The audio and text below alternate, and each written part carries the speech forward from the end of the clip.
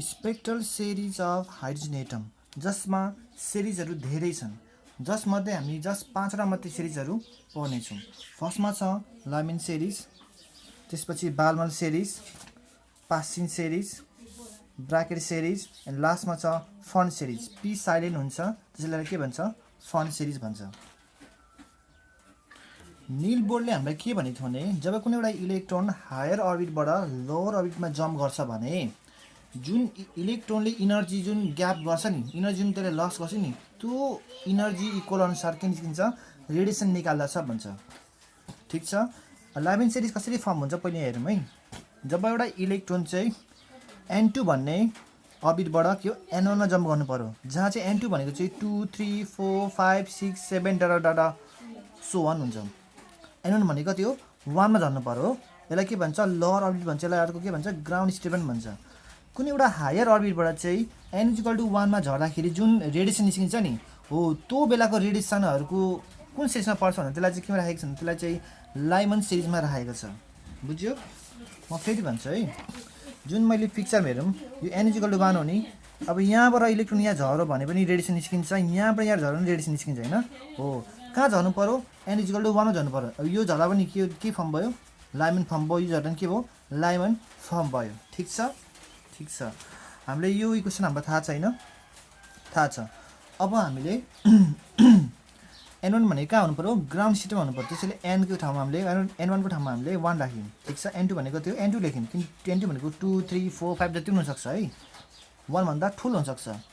This gives the wavelength of line of Lyman series हो। अब जुन बेला यसरी लेम्डा आउँछ नि होइन, त्यसलाई के भन्छ? Wavelength of lines of Lyman series भन्छ। यसलाई हामी इनर्जी लेभल डायग्राम देख्न सक्छौँ है। जस्तै हेर्नु त, यो एउटा इनर्जी लेभल डायग्राम हो। यो हाम्रो फर्स्ट अर्बिट हो, यो second orbit, third orbit, fourth, fifth, six, 7 and so on माथि के छ? इन्फिनिटी गरेको छ अर्बिट है। अब सेकेन्डबाट फर्स्टमा झरेको छ, थर्डबाट फोर्थमा झरेको छ, फोर्थबाट फर्स्टमा झरेको छ, फिफ्थबाट पनि फर्स्टमा झरेको छ। यसरी जस्ट 1 भन्दा बढी हायर अर्बिटहरूमा रहेको इलेक्ट्रोनहरू 1मा झऱ्यो भने के फर्म हुन्छ? लाइमन सेरिज फर्म हुँदो रहेछ। हो। यो सबै के हो? रेडिएसनहरू हो। जस्तो यो त इलेक्ट्रोनको ट्रान्जिसन, यसले इलेक्ट्रोनको ट्रान्जिसन देखाइरहेको छ। यहाँबाट यहाँ झरेको, यहाँबाट यहाँ झरेको। यसरी झर्दाखेरि यसले रेडिएसन निकाल्छ, यसले रेडिएसन निकाल्छ, यसले रेडिएसन निकाल्छ। यसरी त्यसको करेस्पोन्डिङ वेभलेन्थ कसले दिन्छ? त्यो रेडिएसनको वेभलेन्थ भनेको यो इक्वेसन अनुसार दिन्छ। ठिक छ। यदि हायर अर्बिटबाट चाहिँ लोअर अर्बिट 1मा झर्दाखेरि जुन वेभलेन्थ निस्किन्छ नि, वेभलेन्थको हामीले क्यालकुलेसन गर्छौँ भने यो भनेको चाहिँ अल्ट्रा भायोलेट रेडिएसनको रेन्जमा पर्दो रहेछ। भनेको लाइमन सेरिज भनेको के रहेछ? अल्ट्रा भायोलेट रेडिएसनहरू रहेछ। ठिक छ। नम्बर 2मा छ बालमन सेरिज। हायर अर्बिट भनेको N2 हो, लोअर अर्बिट भनेको N1 हो। N2 भनेको 3 4 5 6 7 8 डाटा सो 1 हुन्छ है। तर कहाँ झर्नु पर्यो? सेकेन्ड अर्बिट झर्नु पर्यो होइन? हो। यसलाई के भन्छ? बालमन सेरिज। यदि हामीले त्यही इक्वेसन युज गर्ने हो भने कस्तो आउँछ? N1 को ठाउँमा 2 राख्नु पर्यो, N2 को ठाउँमा के हो? N2 राख्नुपर्छ। N2 भनेको 3 4 5 6हरू हुन्छ। This gives the wavelength of lines of Balmer series हुन्छ अरे। ठिक छ। यसमा हेरौँ त, युनिटले गर्न यो सेकेन्ड अर्बिट झर्नु पर्यो। यो थर्डबाट, फोर्थबाट, फिफ्थबाट, सिक्सबाट, 7बाट जहाँ झर्नु पर्यो। कहाँ? सेकेन्ड अर्बिट झर्नु पऱ्यो। जुन यो रेडिएसन निस्किन्छ नि, यो इलेक्ट्रोनको ट्रान्जिसन भएको छ नि, त्यसको करेस्पोन्डिङ रेडिएसन आउँछ आउँदैन? आउँछ होइन? आउँछ। हो। त्यसको वेभलेन्थहरू कहाँ पर्छ भन्दाखेरि त्यो भनेको भिजिबल रेडिएसनमा पर्छ अरे। जति भिजिबल लाइटहरू हुन्छ नि, त्यो कहाँ पर्छ अरे? बालमन सेरिजमा पर्छ अरे। अब यो लाइमन बालमन भने चाहिँ कहाँबाट आयो भन्दाखेरि यो त हाइड्रोजन एटमको लागि हो नि त। हाइड्रोजन एटमले लाइमन सेरिज पनि देखाउँछ, हाइड्रोजन एटमले बालमन सेरिज पनि देखाउँछ। हाइड्रोजन एटमलाई हामीले एउटा ट्युबभित्र, हाइड्रोजन ग्यासलाई हामीले एउटा ट्युबलाइटभित्र हालेर हामीले त्यसलाई हिट गर्छौँ अथवा इलेक्ट्रिसिटी पठाउँछौँ भने त्यो हाइड्रोजन ग्यास के हुन्छ? बल्छ।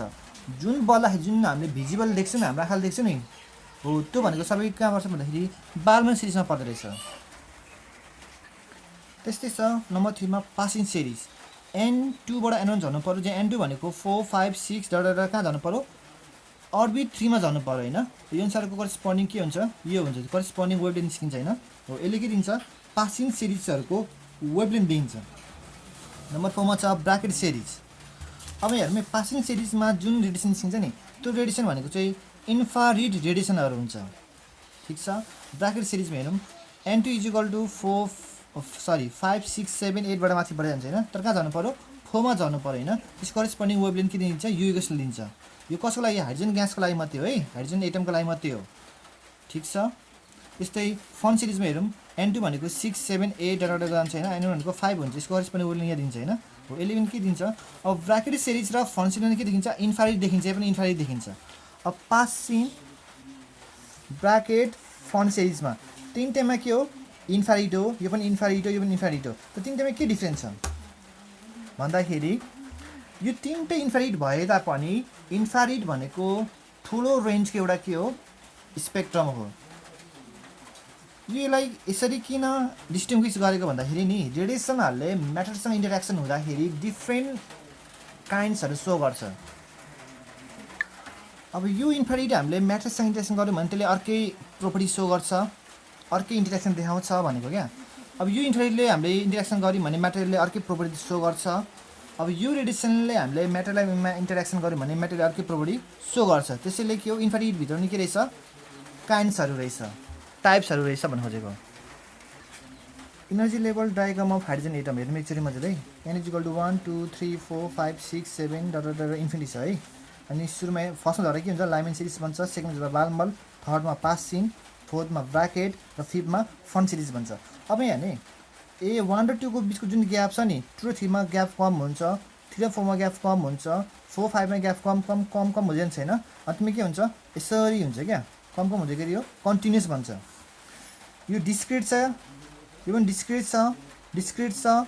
छ। अब माथि चाहिँ हायर अर्डर जाँदा के हुन्छ, डिस्क्रिट हुँदै के कन्टिन्युस जान्छ क्या। एउटा नोट हेरौँ, हामीसँग energy of electron in nth orbit भनेको यो थियो हैन, n = -12 अनि यो समथिङ के थियो हैन। ठिक छ, अब यो सबै कन्स्ट्यान्ट हो नि हैन, हो हैन, सब भ्यालु पुट गर्यो कति आउँछ, यति आउँछ रहेछ। n = -13.6 n² आउँछ। यो के हो, इलेक्ट्रोन भोल्टमा हुन्छ है। यो प्यारामिटरको भ्यालु यहाँ दिएको छैन, यो भ्यालु पुट गर्यो भने यो जुलमा आउँछ हैन। जुललाई मैले इलेक्ट्रोन भोल्टमा चेन्ज गर्दाखेरि कति आउँछ, -13.6 / n² इलेक्ट्रोन भोल्ट इनर्जी आउँदो रहेछ है। यो इलेक्ट्रोन भोल्ट भनेको युनिट अफ इनर्जी हो है। ठिक छ, जुललाई कन्भर्ट गरेर मैले कहाँ ल्याएको, इलेक्ट्रोन भोल्टमा ल्याएको। अब n को भ्यालु 1 राख्दाखेरि कति आउँछ, -13.6 आयो, 2 हाल्दाखेरि -3.4, 3 हाल्दाखेरि -1.51 यसरी आयो है। र मैले n को भ्यालु इन्फिनिटी हालेको कति आउँछ, 0 इलेक्ट्रोन भोल्ट आउँछ। यहाँ हेर्ने अर्बिट नम्बर बढ्दै जाँदाखेरि के हुन्छ नि, त्यहाँ अर्बिटमा बस्ने इलेक्ट्रोनको के हुँदैछ, इनर्जी बढ्दै जाँदो रहेछ हैन। किनकि -13.6 भन्दा ठुलो के हो, -3.4 हो, र -3 भन्दा ठुलो के हो, -1.51 हो हैन। हो यो इनर्जी के हो, बढ्दै आउँदो रहेछ यदि अर्बिट नम्बर बढ्यो भने है। र अन्तिममा 0 मा आउँछ, यो भनेको 0 आउँछ है, किनकि यो माइनसबाट गएको छ है। यो फर्स्ट अर्बिटको इनर्जी र सेकेन्ड अर्बिटको इनर्जी हेरौँ त, ग्याप धेरै छ नि, तर थर्ड अर्बिट र सेकेन्डको हेरौँ त ग्याप कम छ नि। सुरुमा धेरै ग्याप ठुलो हुन्छ, त्यसपछि ग्याप कम हुन्छ, फेरि ग्याप कम हुन्छ, ग्याप कम हुँदै जान्छ भने कन्टिन्युस हुँदै जान्छ क्या। त्यही भएर मैले यो बनाएको। यो ग्याप बढी छ, यो कम हुन्छ, ग्याप कम हुन्छ, कम हुँदैखेरि यो कन्टिन्युस हुन्छ। ठिक छ, क्वान्टम मेकानिक्स चाहिँ क्लासिकल मेकानिक्स ट्रान्सफर हुन्छ यदि हामीले n को भ्यालु चाहिँ इन्फिनिटी राख्दियो भने हुँदो रहेछ। किनकि क्वान्टम मेकानिक्सले के गर्छ, डिस्क्रिट नेचर सो गर्छ भने क्लासिकलले के सो गर्छ भने कन्टिन्युस नेचर सो गर्छ।